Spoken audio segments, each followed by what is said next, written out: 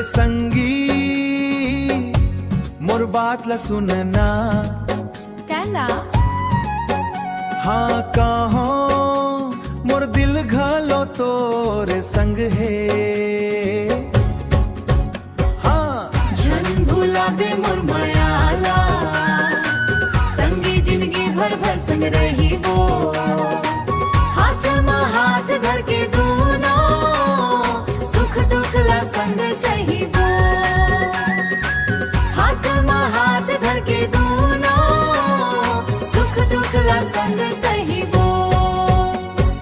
पहली नजर में तोर मुस्कान दिल्ला मोर चुरा ले गे रोज रोज तोर सपना देखत माया मोर बढ़त गे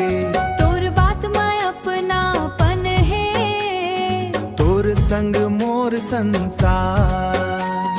जी हाँ ते संग चलबे ओही च मोर परिवार तोर बिना सुना लागे रे मोर घालो नहीं लागे मन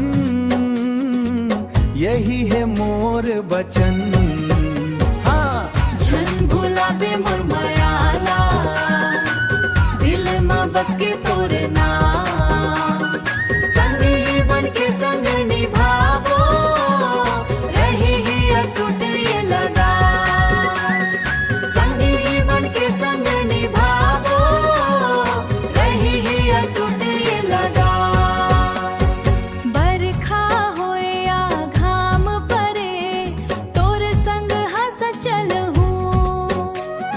बरखा होए या घाम परे तोर संग हंस चल हूँ सुख होवा या दुख आ जावे तोर संग जिंदगी गढ़ हूँ झन भूला बे मोर मायाला ए माया अमर कहानी तोर मोर जोड़ी बने रे यही है मोर निशानी